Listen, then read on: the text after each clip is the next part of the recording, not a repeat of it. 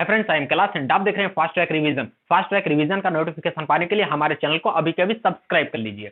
आज हम लोग पढ़ने वाले हैं कक्षा 10 के एक इंपॉर्टेंट टॉपिक को, जिसका नाम होगा जैव अणु, यानी चैप्टर का नाम जैव अणु है। उसमें एक प्रॉपर टॉपिक हम लोग पढ़ने वाले हैं जिसका नाम होगा क्या, कार्बोहाइड्रेट। देखिए, जैव अणु बहुत ही इंपॉर्टेंट चैप्टर है और थ्योरेटिकल चैप्टर है जिससे अच्छे नंबर गेन किए जा सकते हैं।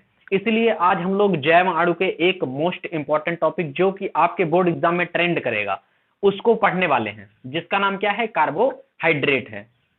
देखिए, हम लोग क्या करेंगे कि जैव अणु जो चैप्टर है इसको दो वीडियो में डिवाइड करके पढ़ेंगे। एक वीडियो में आज कार्बोहाइड्रेट और कार्बोहाइड्रेट का वर्गीकरण पढ़ लेंगे, और जो दूसरा वीडियो इसका आएगा उसमें जो टॉपिक बच रहे हैं, जैसे ग्लूकोज के कुछ रिएक्शन बच रहे हैं, उन सभी को देख लिया जाएगा। तो निश्चिंत रहिएगा। चलिए शुरू करते हैं। सबसे पहले हम लोग जान लेते हैं कि जैव अणु आखिर में होता क्या है। तो जैव अणु एक उच्च अणुभार वाले निर्जीव कार्बनिक यौगिक होते हैं। देखिए, यहाँ पे तीन चीजें आई हैं जैव अणु में। एक तो उच्च अणुभार, अणुभार कैसा होगा इनका, बहुत ज्यादा होगा।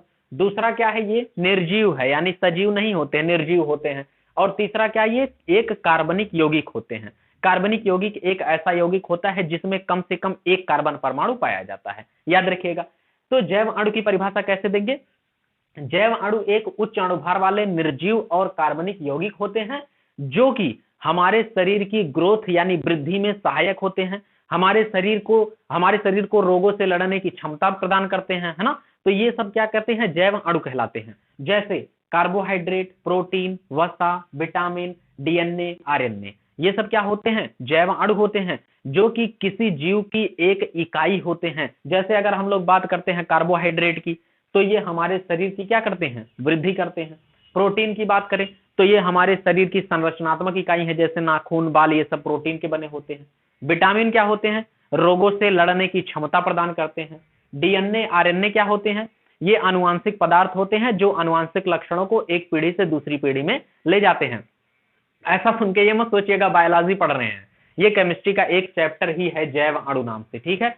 तो जैव अणु उच्च अणुभार वाले निर्जीव कार्बनिक यौगिक होते हैं जो कि हमारे शरीर की रचना करते हैं, हमारे शरीर का वृद्धि करते हैं और हमारे शरीर में रोगों से लड़ने की क्षमता को विकसित करते हैं, जैव अणु कहलाते हैं। जैसे ये हमने लिख दिया है, ठीक है। कोई समस्या इसमें है, नहीं है।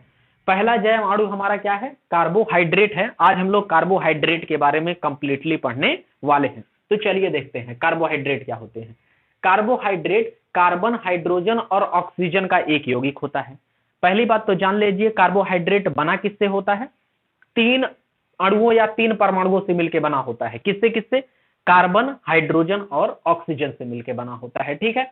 याद रखिएगा, लिखेंगे कैसे, कार्बोहाइड्रेट कार्बन, हाइड्रोजन और ऑक्सीजन का एक यौगिक होता है। और कार्बोहाइड्रेट भी एक प्रकार का क्या है, जैव अणु है, अभी वहां हमने बता दिया। तो कार्बोहाइड्रेट एक प्रकार का जैव अणु है। और कार्बोहाइड्रेट का जो सामान्य सूत्र होता है वो CnH2O का होल n होता है, जहां n कार्बन परमाणुओं की संख्या होती है।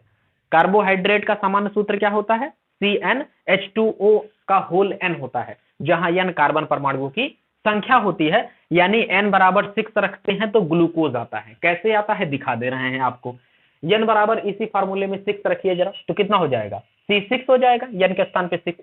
और H2O का होल कितना हो जाएगा, n के स्थान पे 6, क्योंकि 6 कार्बन परमाणुओं की संख्या है।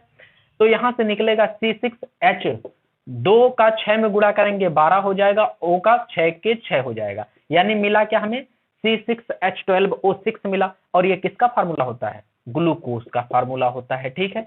तो हमने ये देखा कि इसी सामान्य सूत्र में अगर n की संख्या को हम लोग लिखते जाएं, n के स्थान पे कुछ संख्या लिखते जाएं, तो हमें क्या प्राप्त हो जाता है, कार्बोहाइड्रेट प्राप्त हो जाता है। क्योंकि ग्लूकोज भी एक प्रकार का क्या होता है, कार्बोहाइड्रेट होता है। ये बातें समझ में आ गई होंगी। चलिए आगे बढ़ते हैं।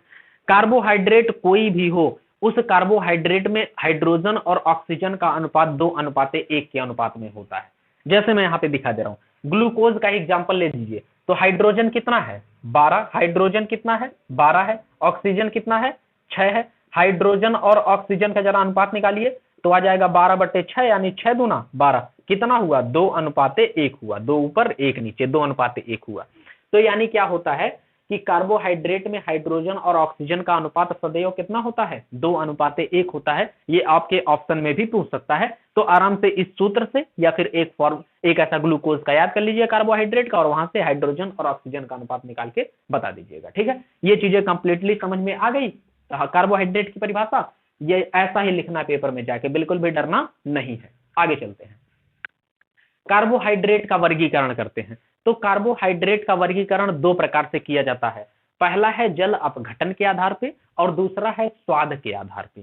ठीक है, दो प्रकार से वर्गीकरण किया जाता है। जल अपघटन के आधार पे कार्बोहाइड्रेट दो प्रकार के होते हैं, कौन कौन, मोनोसैकेराइड और ओलिगोसैकेराइड। कार्बोहाइड्रेट जल अपघटन के आधार पे दो प्रकार के होते हैं, कौन कौन, मोनोसैकेराइड और ओलिगोसैकेराइड। जिसमें मोनोसैकेराइड क्या होते हैं, ओलिगोसैकेराइड क्या होते हैं, ये सब हमको जानना है।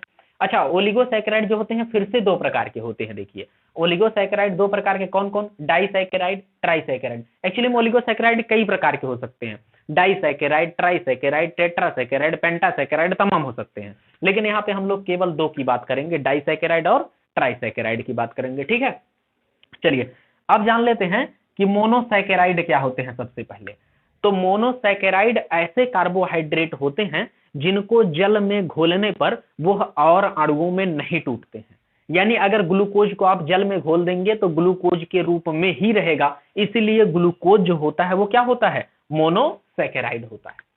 समझ गए, मोनोसैकेराइड एक ऐसे कार्बोहाइड्रेट होते हैं जिनको जल में घोलने पर वह और अणुओं में नहीं टूटते हैं, तो मोनोसैकेराइड कहलाते हैं। जैसे कौन कौन हो जाएगा, ग्लूकोज, फ्रैक्टोज, गैलेक्टोज। कौन कौन, ग्लूकोज, फ्रैक्टोज, गैलेक्टोज।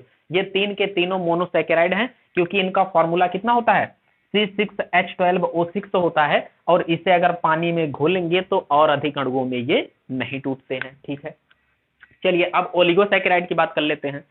ओलिगोसैकेराइड एक ऐसा कार्बोहाइड्रेट होता है जिसको जल में घोलने पर यह दो या दो से अधिक अणुओं में टूट जाता है।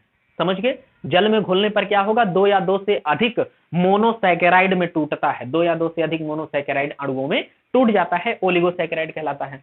अगर दो अणुओं में टूटेगा तो डाइसैकेराइड, तीन अणुओं में टूटेगा तो ट्राइसैकेराइड, चार अणुओं में टूटेगा तो टेट्रासैकेराइड। इस हिसाब से ओलिगोसैकेराइड बहुत सारे प्रकार के होते हैं। डाइसैकेराइड का एग्जाम्पल क्या हो जाएगा, जैसे सुक्रोज होता है, सुक्रोज जिसे हम लोग साधारण भाषा में चीनी भी कहते हैं, तो ये चीनी क्या होता है, डाइसैकेराइड होता है। अच्छा, आप चलिए तोड़ के दिखा देते हैं एक्चुअल में इनको जल में घुलने पर ये दो अणुओं में टूटते हैं कि नहीं। चलो, सुक्रोज का फार्मूला क्या होता है, हम लोग जानते हैं C12H22O11, इसे हम लोग सुक्रोज या चीनी कहते हैं। इसको जब हम लोग जल में घोलते हैं ना, तो एक अणु हमें ग्लूकोज प्राप्त होता है, यानी C6H12O6 प्लस में एक अणु C6H12O6 फ्रैक्टोज प्राप्त होता है। क्योंकि अभी यहाँ पे हमने बताया ग्लूकोज, फ्रैक्टोज, गैलेक्टोज तीनों का फार्मूला C6H12O6 ही होता है। चलिए, तो यहाँ पे हमने देखा चीनी को जैसे ही जल में हमने घोला तो क्या मिला, हमें ग्लूकोज मिला और फ्रैक्टोज मिला, और ग्लूकोज और फ्रैक्टोज दोनों ही मोनोसैकेराइड है। यानी चीनी जल में घोलने पर दो मोनोसैकेराइड में टूटता है, तो चीनी क्या हो जाएगा, डाइसैकेराइड हो जाएगा। ठीक है, और डाइसैकेराइड का एग्जांपल हमने सुक्रोज बताया भी है, तो ये रिएक्शन भी साथ में लिख देना डाइसैकेराइड में। ट्राइसैकेराइड का एग्जांपल जैसे क्या हो जाएगा, रेफिन्स हो जाएगा। रेफिन्स, रेफिन्स का फार्मूला होता है C18H32O16। क्या होता है, दिख रहा है, C18H32O16 होता है रेफिन्स। इसको जरा जल में घोलिए तो C18H32O16, इसमें दो अणु जब जल घोलते हैं ना तो ये टूटता है C6H12O6 plus C6H12O6 plus C6H12O6 में टूट जाता है, जिसमें एक ग्लूकोज है, एक फ्रैक्टोज है और एक गैलेक्टोज है। यानी यहाँ पे रेफिन्स जो है वो तीन मोनोसैकेराइड अणुओं ग्लूकोज, फ्रैक्टोज और गैलेक्टोज में टूट जाता है। अतः रेफिन्स जो है वो कैसा है, वो एक ट्राइसैकेराइड होता है। समझ गए, ट्राइसैकेराइड यानी तीन अणुओं में वो टूट जा रहा है। इतना क्लियर हो गया। इसके बाद चलते हैं स्वाद के आधार पे कार्बोहाइड्रेट को पढ़ते हैं। तो स्वाद के आधार पे कार्बोहाइड्रेट केवल और केवल दो प्रकार के होते हैं, एक तो शर्करा होता है, एक तो अशर्करा होता है। अब शर्करा क्या होता है, शर्करा ऐसे कार्बोहाइड्रेट होते हैं जो खाने में मीठे होते हैं, यानी जिनका स्वाद मीठा होता है, उसे हम क्या कहते हैं, शर्करा कहते हैं, जैसे ग्लूकोज, फ्रैक्टोज, गैलेक्टोज ये सब हो जाएंगे। ज्यादातर जितने भी मोनोसैकेराइड होते हैं वो सभी शर्करा ही होते हैं, क्योंकि यहाँ पे देख सकते हैं ग्लूकोज, फ्रैक्टोज, गैलेक्टोज ये सब मोनोसैकेराइड हैं और ये सब क्या है, शर्करा भी हैं। तो शर्करा एक ऐसा कार्बोहाइड्रेट होता है जिसका स्वाद मीठा होता है। अशर्करा क्या होता है?